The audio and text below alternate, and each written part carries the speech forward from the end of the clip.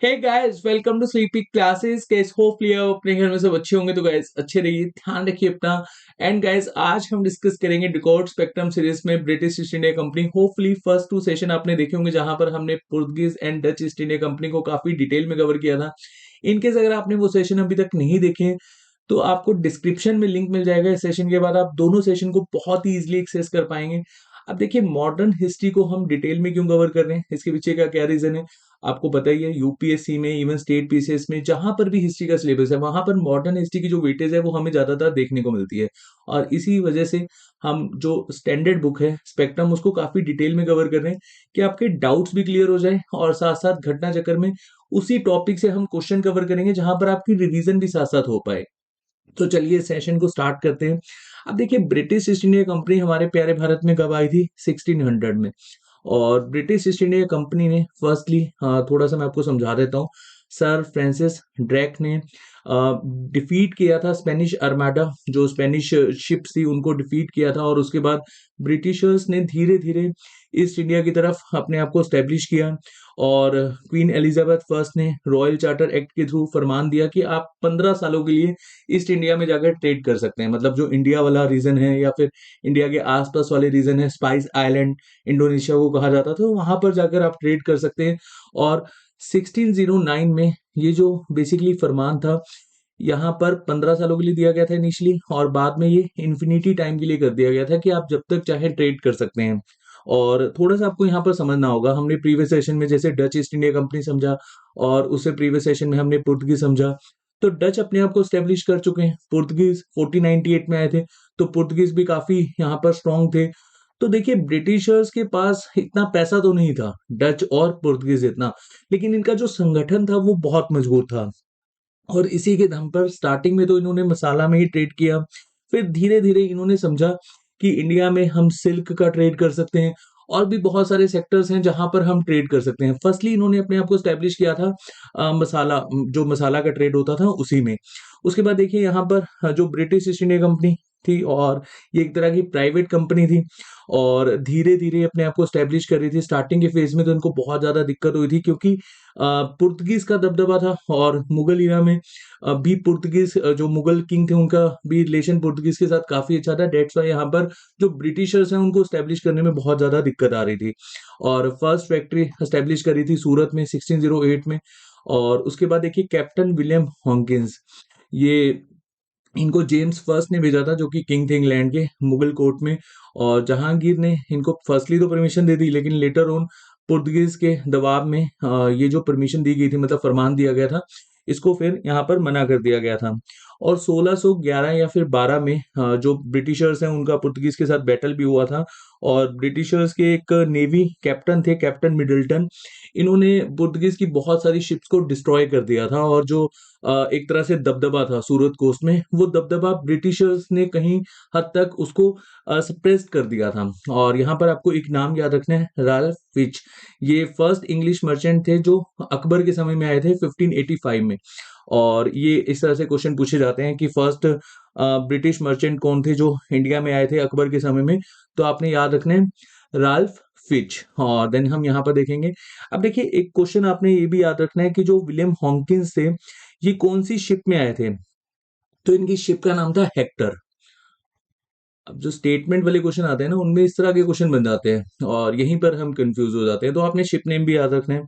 उसके बाद देखिए, he was the first Englishman who came to India via sea route. और 1612 में कैप्टन थॉमस रॉय आए थे और इनकी शिप का नेम क्या था? ड्रैगन। एंड एक स्मॉल शिप थी ओसियानर। तो आपने ड्रैगन याद रखना है, यही पूछा जाता है। और 1612 में जैसे कि मैंने आपको बताया था कि कैप्टन मिडल्टन ने बहुत सारी पुर्तगीज की जो शिप थी उनको डिस्ट्रॉय कर दिया था, और एक तरह से जो इनकी मोनोपोली थी सूरत वाले रीजन में उसको सप्रेस्ड किया था, बैटल ऑफ सूरत, और इसको हम बैटल ऑफ सूरत के नाम से जानते हैं।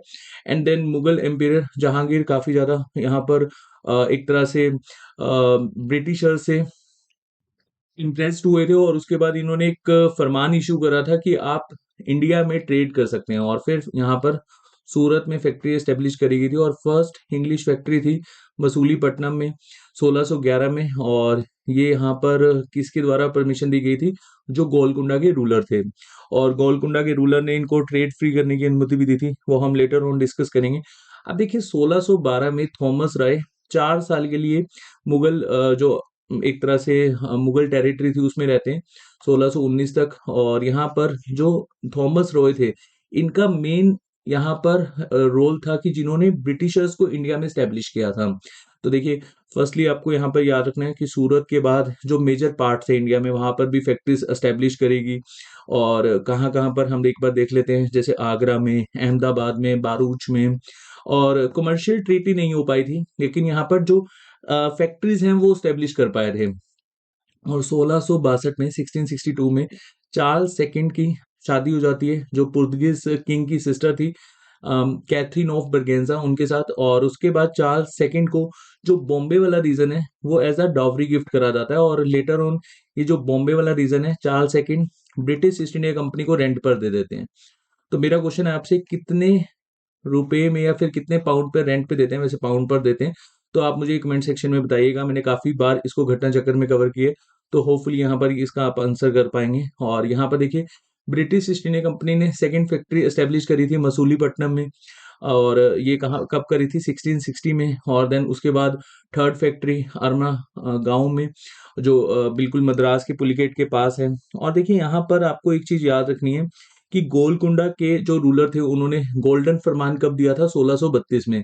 कि जो गोलकुंडा के नियर अबाउट के पोर्ट्स हैं, वो बिल्कुल आप यहाँ पर उनसे ट्रेड कर सकते हो। सिर्फ आपको 500 रुपए देना है, जो उस समय की लोकल करेंसी होती थी। रुपए तो नहीं होती थी, पगोड़ा होती थी गोलकुंडा में। तो पगोडास, और पगोड़ा हम बुद्धिस्ट टेम्पल्स को भी कहते हैं, तो इससे भी आप यहाँ पर याद कर रख सकते हैं।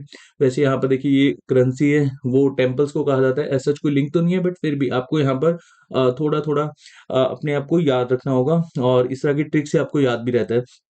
तो उसके बाद देखिए, 1639 में जो इंग्लिश मर्चेंट थे, फ्रांसिस डे, इनको परमिशन मिल जाती है मद्रास में, जो मद्रास के रूलर होते हैं, कि आप मद्रास में फैक्ट्रीज को एस्टेब्लिश कर सकते हैं, जो चंद्रागिरी के रूलर्स थे। और उसके बाद मद्रास को ये अपना मेन साउथ का कैपिटल बना लेते हैं। पहले मसूलीपट्टनम कैपिटल होता है, और मद्रास में एक फोर्ट भी बनाया जाता है, फोर्ट सेंट जॉर्ज। ये फोर्ट नाम याद रखना बहुत इंपॉर्टेंट है। और उसके बाद धीरे धीरे जो अदर रीजन से वहां पर फैक्ट्रीज को एस्टेब्लिश करा जाता है, जैसे हरिहरपुर ऑन महानदी डेल्टा। उसके बाद बालासोर, जो उड़ीसा में इन्होंने फैक्ट्री एस्टेब्लिश करी थी 1633 में। और देन कमर्शियल एक्टिविटीज ये धीरे धीरे अपनी एस्टेब्लिश करते हैं।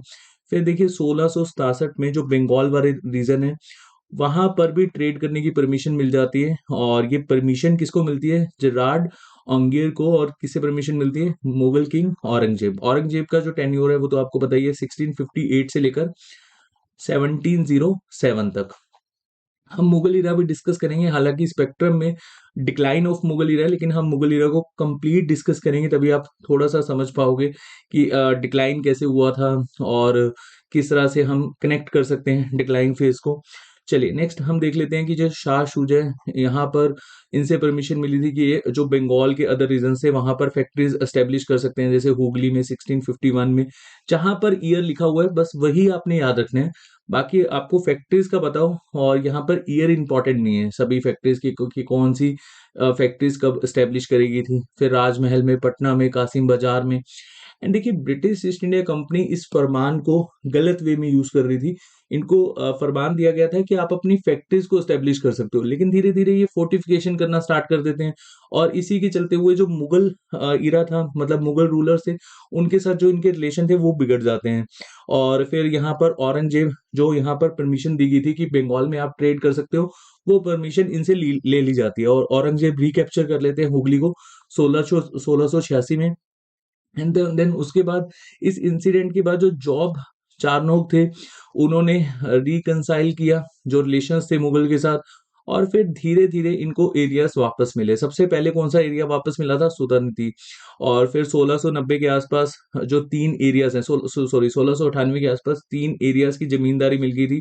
और ये जो जमींदारी ये किससे मिली थी? अब्राहिम खान से। और कौन कौन से एरिया की जमींदारी मिली थी? सुल्तानती, गोविंदपुर और कालीकता, जिसको हम कैलीकट या फिर कलकत्ता कहते हैं। और 1200 के एनुअल पेमेंट में ये 3 एरियाज की इनको जमींदारी शिप मिल गई थी। और उसके बाद इन्होंने बंगाल में फोर्टिफिकेशन भी किया था, जिसको हम फोर्ट विलियम्स के नाम से जानते हैं। और फोर्ट विलियम्स आपको पता ही है 1911 तक ब्रिटिशर्स की कैपिटल भी रहा था, मतलब कलकत्ता कैपिटल रहा था। और मेनली ये डील कहाँ से करते थे, रूल कहाँ से करते थे, फोर्ट विलियम से करते थे। और फर्स्टली फोर्ट विलियम्स के जो प्रेसिडेंट हैं वो किसको बनाया गया था, चार्ल्स आयर को। तो ये नाम भी आपने यहाँ पर याद रखने हैं। और 1717 में फारूक सिहार के समय में इनको रॉयल फरमान मिला, जिसको मैग्ना कार्टा भी कहा जाता है। अब मैग्ना कार्टा को हम थोड़ा सा डिटेल में डिस्कस कर लेते हैं। अब देखिए यहाँ पर जो बंगाल, मद्रास, बॉम्बे, इनको एक तरह से कस्टम ड्यूटी जो अजम्पशन कर दी गई थी, और इनको सिर्फ एनुअल पेमेंट करनी पड़ती थी 3000 रुपीज। थोड़ा सा इसको हम डिटेल में समझते हैं। हैदराबाद वाला जो रीजन था, यहाँ पर जो ड्यूज थे उनको एक तरह से माफ कर दिया गया था। फिर गुजरात वाला जो रीजन है, जो कस्टम ड्यूटी थी सिर्फ 10,000 यहाँ पर सालाना देना होता था, और उसके बाद आप यहाँ पर ट्रेड कर सकते हैं। बॉम्बे में ये मिंट कर सकते हैं कॉइन्स, और जहां जहां मुगल टेरिटरी है वहां पर ये कॉइन वैलिड होंगे। तो इस तरह का यहाँ पर फारूक शहर के द्वारा एक मैग्ना कार्टा या फिर रॉयल फरमान दिया गया था। और जो बंगाल वाला रीजन है, यहाँ बंगाल को आप इस तरह से याद रख लो, बंगाल, बिहार, उड़ीसा, या फिर बैंक ऑफ बड़ौदा की शॉर्ट फॉर्म होती है BOB। इससे भी आप याद रख सकते हैं कि बंगाल, उड़ीसा एंड बिहार, यहाँ पर ट्रेड फ्री करने की अनुमति दे दी गई थी। और इसी के चलते हुए 1757 में सिराजुद्दौला इस मैग्ना कार्टा को मानने से मना कर देते हैं। हम नेक्स्ट सेशन में बहुत डिटेल में पढ़ेंगे कि battle of Plassey, battle of Buxar, उसके बाद आपको क्लियर हो जाएगा। तो देखिए अभी के लिए जो स्टार्टिंग फेज था ब्रिटिशर्स का, वो आपको समझ में आ गया कि कहाँ कहाँ पे इन्होंने फैक्ट्रीज एस्टेब्लिश करी और किस तरह से इन्होंने अपने आप को धीरे धीरे एस्टेब्लिश किया। अब हम नेक्स्ट सेशन में पढ़ेंगे कि पुर्तगीज के साथ इनकी कौन कौन सी बैटल्स हुई, एंड डच के साथ कौन कौन सी बैटल हुई। हालांकि पुर्तगीज के साथ जो बैटल्स हुई थी वो कभी क्वेश्चन में, मतलब हमसे पूछी नहीं जाती क्वेश्चन के तौर पे, तो हम उसको थोड़ा सा यहाँ पर ओवरव्यू में के पॉइंट ऑफ व्यू से ही देखेंगे। और जो डच के साथ बैटल हुई थी, बैटल ऑफ बिदारा, इसको हम डिटेल में डिस्कस करेंगे। और देन फ्रेंच के साथ जो बैटल्स हुई थी उसको भी हम डिटेल में कवर करेंगे, क्योंकि वहां से क्वेश्चन पूछे जाते हैं कर्नाटक की वार्स। तो नेक्स्ट सेशन में बहुत जल्द मिलेंगे, तब तक के लिए अपना ध्यान रखिए। और अभी के लिए यहाँ पर इतना ही। और इनकेस अगर आपका कोई डाउट है, प्लीज कमेंट सेक्शन में पोस्ट करिएगा। Bye bye, take care.